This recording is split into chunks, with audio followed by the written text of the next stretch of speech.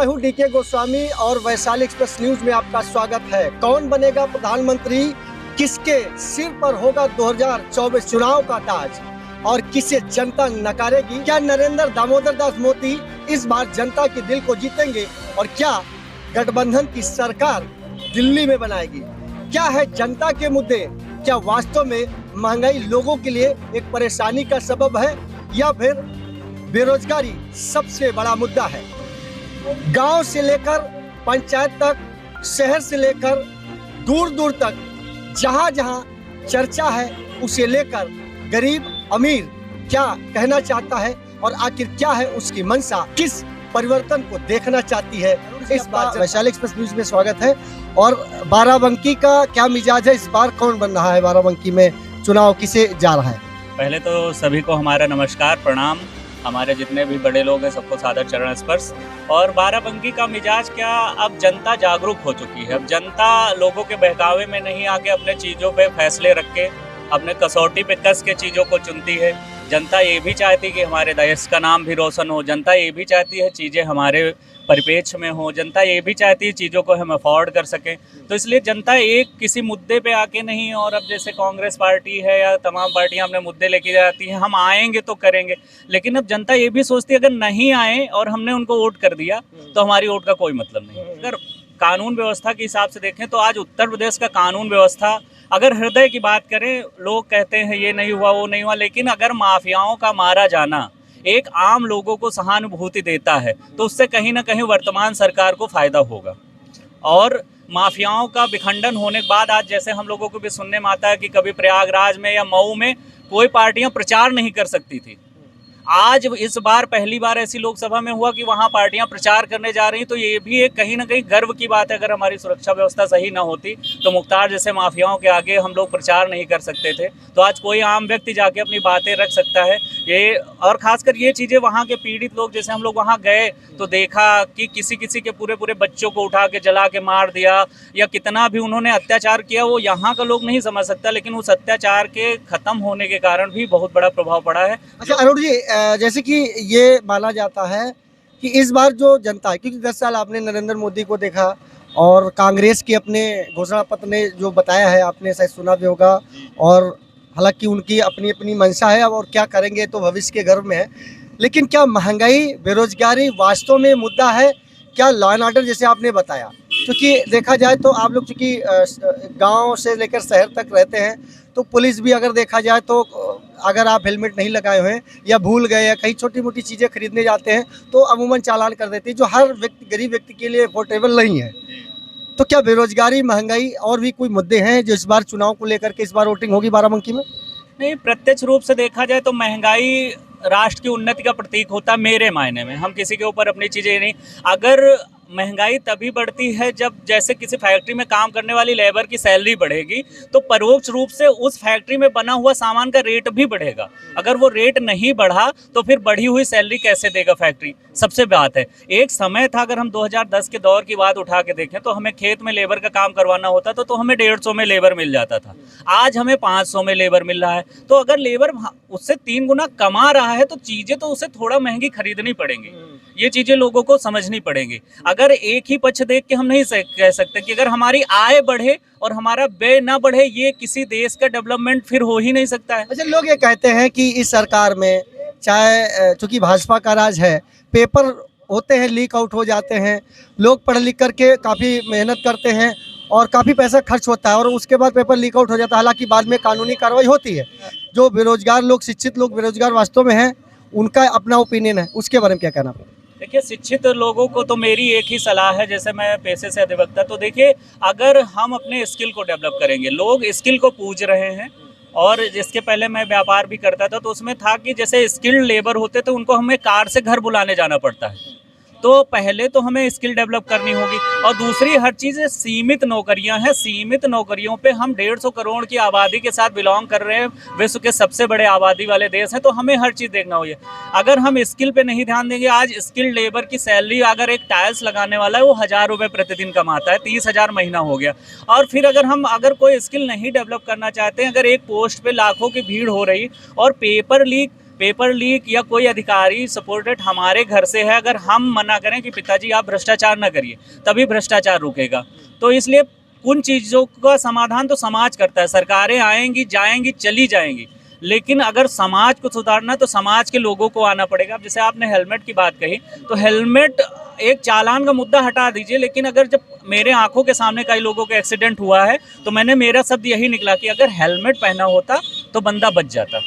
तो अगर आप चालान के परिप्रेक्ष्य में ना देख के अगर किसी के जीवन के परिप्रेक्ष्य में देखें, तो पुलिस या कोई प्रशासन आपका चालान आपके पैसे कमाने के लिए नहीं कर रहा, वो तो कह रहा आप पूरे कागजात या पूरे हेलमेट के साथ चलिए, क्योंकि हादसा समय बता के नहीं होते। अच्छा, ये बताइए, क्योंकि देखिए गांव में, क्योंकि कृषि प्रधान देश है, गांव के किसानों की जो समस्याएं, कहते हैं कि हम फसल कोई लगाते हैं तो जानवर चढ़ कर जाते हैं, तमाम तरह की चीज़ें हो जाती हैं, क्योंकि वही उसकी आजीविका है, उसी से उसका परिवार चलता है।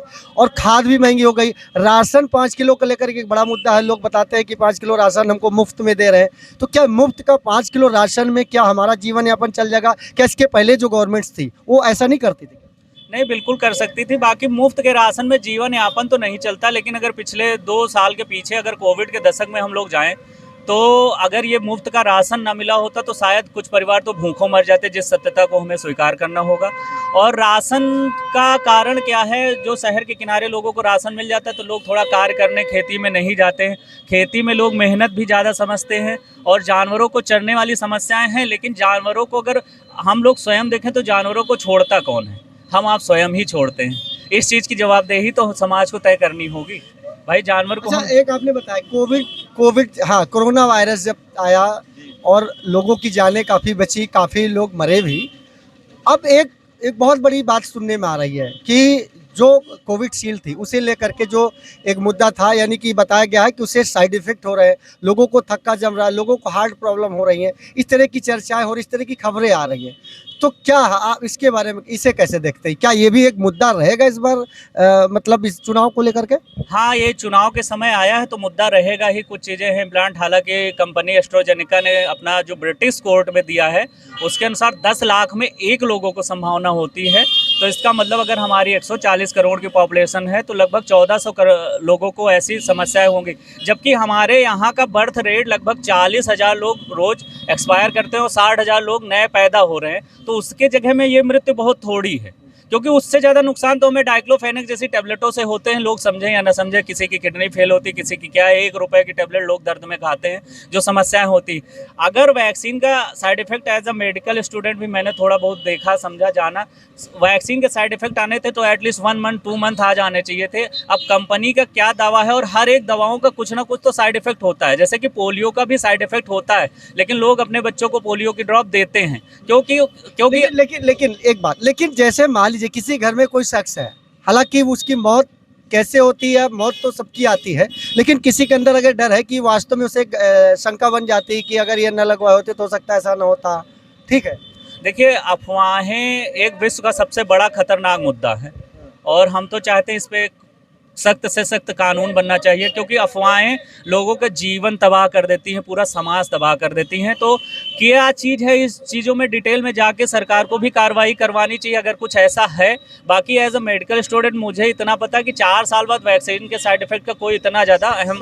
स्वास्थ्य के बारे में क्या कहना चाहिए? क्योंकि देखिए, एक सबसे बड़ी बात, क्योंकि गरीब लोग हैं, वो उनका आयुष्मान कार्ड बना, लेकिन अमूमन लोग जब हॉस्पिटल जाते हैं तो कुछ चीज़ें ऐसी हैं जिसका ट्रीटमेंट है, लेकिन अगर जांच की बात करिए तो महंगी चीज़ें पहले आप प्राइवेट जांच कराओ, तब उसके बाद जो है आप हॉस्पिटल में जाकर के आपको ट्रीटमेंट मिलता है। तो 5 लाख का जो दावा आयुष्मान में किया जाता है, ये कहाँ तक सही? देखिए, 5 लाख का जो दावा किया जाता है सरकार कर रही है, आपकी बात भी बिल्कुल सही है। इसमें है क्या, अब हॉस्पिटल के लोग होते हैं वो ओवर कमाई के लिए सोचते हैं कि प्राइवेट से जांच कराइए, जबकि आयुष्मान का सीधा सिस्टम है कि आप सारी जांचें या सारी दवाएं आयुष्मान, यहाँ तक बेड चार्ज सब कुछ आयुष्मान के थ्रू देना चाहना चाहिए, और मिलता भी है लोगों को। लेकिन है क्या, अब यही है ना, कुछ चीज़ें मैं हमेशा कहता हूँ कि सरकारें आएंगी जाएंगी, लेकिन जब तक समाज नहीं सुधरेगा, एक डॉक्टर भी हमारे समाज से जब तक वो अपनी ऊपरी कमाई के लिए इन चीज़ों से नहीं दूर जाएगा तब तक चीज़ें नहीं सुधरेंगी। इसलिए जब समाज जागरूक होगा तभी बदलाव आना सुनिश्चित होगा। अरुण जी बात कर रहे थे, अभी आपने देखा 10 साल में कुछ नहीं, बदलाव क्या हुए, सब जो काम हुए हैं वो अपने प्रोपेगेंडा के हिसाब से सब काम होते रहते हैं, लोगों के सरकारें आती जाती रहती हैं। जैसे कि आपने तमाम चीज़ें बताई, बाराबंकी में तनुज पुनिया, चूँकि इसके पहले कई बार चुनाव लड़े, हार गए, राज रानी रावत आ गई मैदान में, चूंकि विधायक भी रही हैं और जिला पंचायत अध्यक्ष भी रही हैं। उन्हें कैसे देखते हैं? क्या चेहरे पर केवल वो जीतना उनकी जीत हो सकती है, या उनका भी कुछ, क्योंकि लोकसभा में बातें उठाना स्वयं कॉन्फिडेंस नहीं होगा तो ये पॉसिबल नहीं है। जी, ये आपकी बिल्कुल सही बात है। और अगर हमारा प्रतिनिधि लोकसभा में अपनी बात नहीं रख पाएगा तो ये भी बहुत, इस बात को मैं खुद ही स्वीकार करता हूँ। आजकल पार्टियां सिर्फ एक लोगों के नाम से चुनाव जीतने, अगर नरेंद्र मोदी के नाम से चुनाव जीता भी जाता है तो नरेंद्र मोदी हर जगह के मुखिया तो है नहीं। हमारे लोकसभा का प्रतिनिधित्व तो जो यहाँ का बंदा होगा वो करेगा। तो ये चीज़ें तो हैं, लेकिन एक समस्या समाज में भी है। देखिए, पिछले 2014-2019 में बीजेपी की यहाँ से सीटें लोकसभा की निकली है, यहाँ पे सीट निकली है। लेकिन जहाँ तक इस बार चुनाव की बात की जाए तो सपा का अलायंस हुआ है कांग्रेस के साथ। तो मेरी व्यक्तिगत राय, इंडिविजुअल ओपिनियन है कि फाइट टफ है और हमें तो एज इंडिया अलायंस को लग रही है जाती हुई, यहाँ की पर्टिकुलर। तो वादा पूरा होता तो देश हित के लिए बहुत अच्छी चीज़ है। जो हमारे गरीब भाई हैं, जो बीपीएल से नीचे हैं, उनको अगर ऊपर निकालने का प्रयास कोई भी राजनीतिक दल कर रहा हो, मैं उसके समर्थन करता हूँ, उसकी प्रशंसा करता हूँ। से आजकल महंगाई, बेरोजगारी एक वाकई में बहुत बड़ा मुद्दा है, इससे आप डिनाई नहीं कर सकते हैं। वो अलग बात है कि इन मुद्दों को हम सेकेंडरी चीज़ों पे ले आवें, प्राइमरी हम कोई और चीज़ बना दें, लेकिन बेरोजगारी वास्तव में है। बहुत से एजुकेटेड लोग डिग्री लिए हुए पढ़े हैं, लेकिन वो अपनी नौकरी की तलाश में। पारिवारिक जीवन में मोदी जी ने सब नरक कर दिया है। क्या चीजें इस बार आप जो वोटिंग करेंगे तो क्या, किसे लेकर के क्या जहन में है आप? देखिए, जहन में ये है कि मोदी जी को हम लोग ने गद्दी पे बैठाला था कि हमारे मोदी जी युवाओं के लिए उन्होंने बताया था 2 लाख नौकरियां, 15 लाख रुपए। तो हमारे फादर हमको नहीं पढ़ा पाए, तो हमने सोचा था इनके खाते 0 पॉइंट खाता खुला हुआ था। तो हमने सोचा कि मोदी जी के खाते में, हमारे मोदी जी जो खाता खुलवा रहे हैं, मोदी जी देंगे तो उस खाते में हमारे पैसा आएंगे तो मोदी जी से हमारा जीवन चलने लगेगा। जेट करे हुए हैं, नौकरियां है नहीं, समझिए ऑटो चला रहे हैं, 300 रुपये 500 रुपये कमाते हैं तो परिवार चलाते हैं, और 400 रुपये जिसका ऑटो है मालिक वो ले लेता है। कहता तुम कमाओ या ना कमाओ, हमसे कुछ नहीं मतलब, हमने 1.5 लाख रुपए तुमको रिक्शा दे दिया है। लेकिन 5 किलो राशन का बड़ा मुद्दा है कि 5 किलो राशन देते फ्री में। अच्छा, 5 किलो राशन देते हैं मोदी जी, आप कह रहे हैं पत्रकार मोदी साहब। और जिस तरह आप अरे फ्री में नहीं देते, जो FCI में गेहूं सड़ला होता है वो बांटते हैं और बाजरा बांटते हैं। बाजरे से आपका परिवार चलेगा और या गेहूं से परिवार चलेगा? उसके आगे तो लोन चाहिए, तेल चाहिए, नमक चाहिए, मिर्चा चाहिए, पिसी धनिया चाहिए, पिसी हल्दी चाहिए। गेहूं से परिवार का पेट भरेगा? क्या लगता है इस बार कौन जीत रहा है? इस बार तो गठबंधन हमारे राहुल भाई और माननीय आदरणीय अखिलेश यादव जी। अगर जान जाते हैं कि माननीय अखिलेश यादव जी आ रहे हैं और राहुल गांधी जी, 100-200 पलगा बिक जाते हैं। और अगर कोई कहते कि बीजेपी वाला आ रहा है तो वहां गाँव वाले लठ निकाल लेते हैं पत्रकार महोदय साहब। और जो आदरणीय अखिलेश यादव जी ने जो कर दिया है गरीबों के लिए, नौजवानों के लिए, किसानों के लिए, महिलाओं के लिए, देखिए इनके में विद्या पेंशन बंद हो गई, महिलाएं विधवा पेंशन बंद हो गई मोदी जी की सरकार में। और माननीय जो अखिलेश यादव जी हैं, गरीबों के लिए, नौजवानों के लिए, किसानों के लिए सब चीज किया हुआ है। आज भी आप चले जाइए लोहिया पार्क में डंडा पटक रहे हैं, अगर किसी भी गार्ड से पूछ लीजिए या पुलिस वालों से पूछ लीजिए तो कहता है माननीय अखिलेश यादव जी ने गलती नहीं, पुलिस वाले तो जबरियन काट लेते हैं। भाई साहब, ये सत्ता में जुलूम हो रहा है गरीबों के साथ में, न्याय दिलाने के चक्कर में जुलूम हो रहा है। अगर एक रिक्शा पे टांग महिला रखी ऊपर वाला 5 रुपए मिलना है हमको, तो पहला पुलिस वाला आया 500 रुपए का चालान कर दिया, मतलब 5 रुपए की सवारी और 500 रुपए का चालान। तो हम बच्चे कहाँ चला पाएंगे, हमारे बच्चा कहाँ पढ़ पाएंगे? जो कांग्रेस की सरकार में होता था गरीबों के लिए, वो भारतीय जनता पार्टी एकदम नष्ट है। ये ईवीएम से चुनाव करेंगे, बिल्कुल हारेंगे। और जनता मूर्ख नहीं, जनता जाग उठी है। बड़े भाई साहब पत्रकार, वगैरह कांग्रेस ने बनाया, सब कांग्रेस ने बनाया है।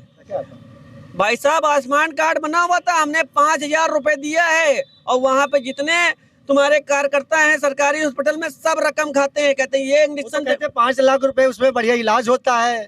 कहीं नहीं इलाज होता है। इलाज तो करवाया था सरकार में, उसको क्या बोलते हैं, अखिलेश यादव की सरकार में इलाज होता था। आज ये बता दे मोदी जी, मैं मोदी जी से सामने कह रहा हूँ, मैं आपके कैमरे के सामने कहता हूँ कि भाई साहब, जो मोदी जी सोच रहे हैं, जनता कोई मूर्ख नहीं है। इन्होंने मंदिर बनवाया है, मंदिर के नाम पे राजनीति कर रहे हैं, इनको कोई जनता वोट नहीं देगी। क्योंकि अरे भाई, मंदिर हिंदुओं के लिए बड़ी आस्था है।